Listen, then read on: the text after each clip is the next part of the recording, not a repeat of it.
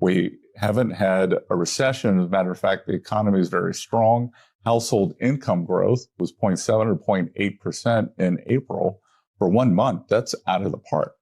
Scott Bessent's recent interview didn't just go viral, it detonated like a political and economic shockwave. In a single conversation, he pulled back the curtain on something most Americans have been sensing but struggling to articulate. It wasn't about tariffs, at least not in the way cable news likes to frame the conversation. It wasn't even primarily about trade wars or GDP numbers. It was about something far more personal: the money in your pocket, your paycheck at the end of the week, and why, for the first time in decades, your wages might be about to explode. The story Bessent told wasn't a collection of random economic stats.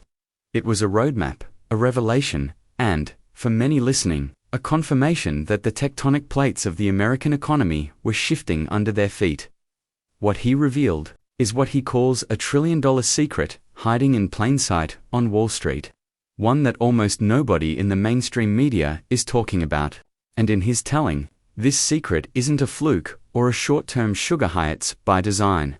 Before we dive into the mechanics, let's first look at the numbers that have economists, business leaders, and ordinary workers paying attention. Staggering numbers, wages on the move. The first shock came in the form of raw data.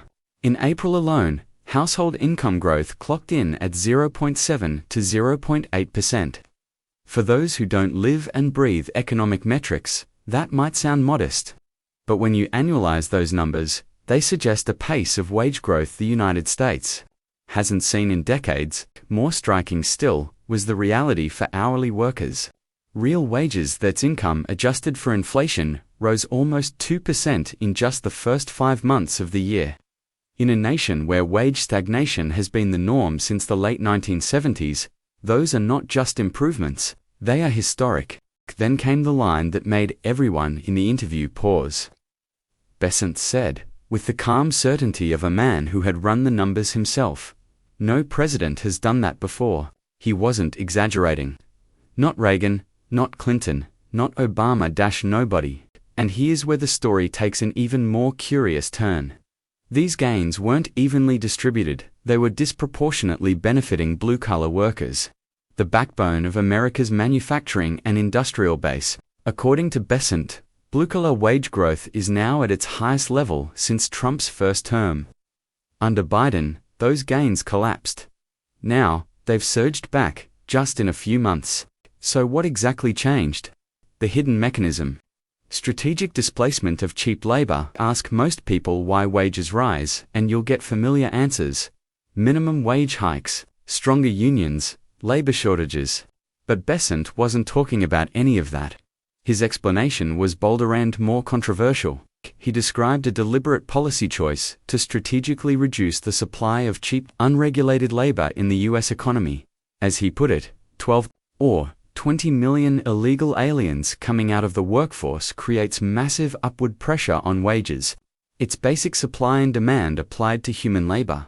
When the pool of available workers shrinks, especially at the low-skill end, employers must raise pay to attract and keep workers. This Bessent argues is not about moral debates over immigration, it's an economic lever, and it's one the Trump administration appears to be pulling with intent.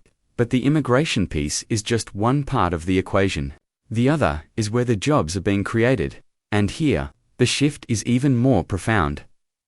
The manufacturing revolution, why it matters today. Only about 9% of Americans work in manufacturing. Compare that to the post-war peak in the 1950s, when manufacturing accounted for more than a quarter of all jobs. Over the decades, as factories closed and production moved overseas, those well-paying jobs vanished, replaced by lower-paying service jobs. But here's the thing, Bessent points out that rarely makes headlines.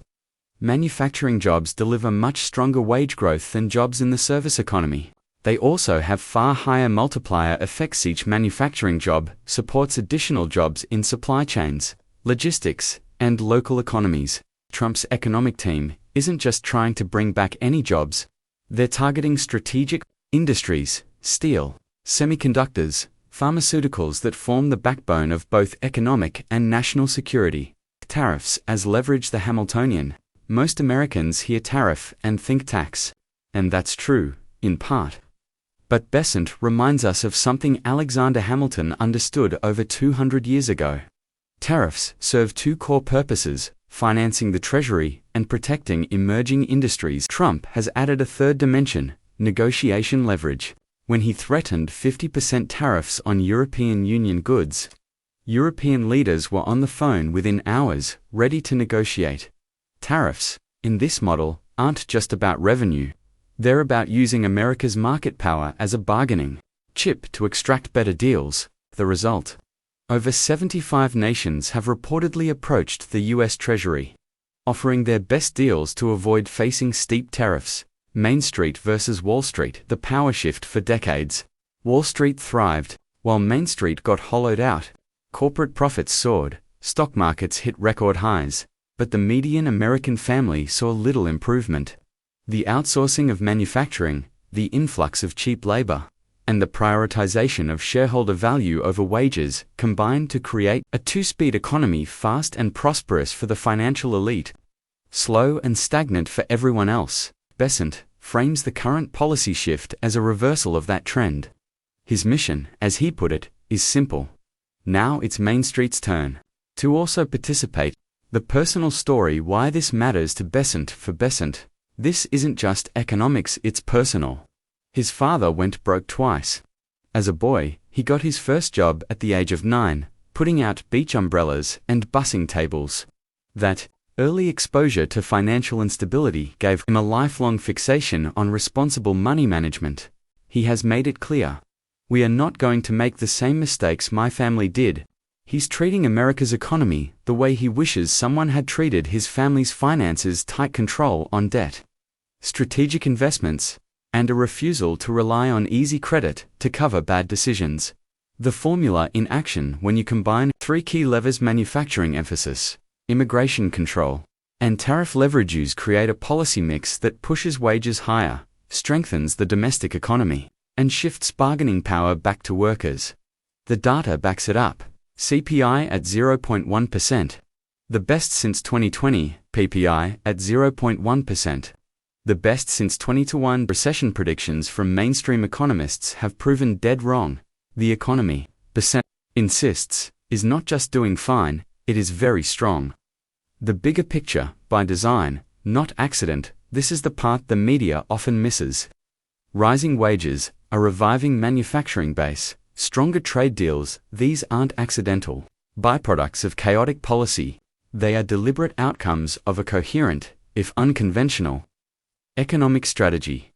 In Bessent's telling, the Trump administration isn't simply reacting to global conditions, it's shaping them, rewriting the rules of engagement in global trade, and, in the process, re-engineering the American labor market to favor workers over corporate boards. And while political drama dominates the headlines, these quieter structural shifts may be the real legacy.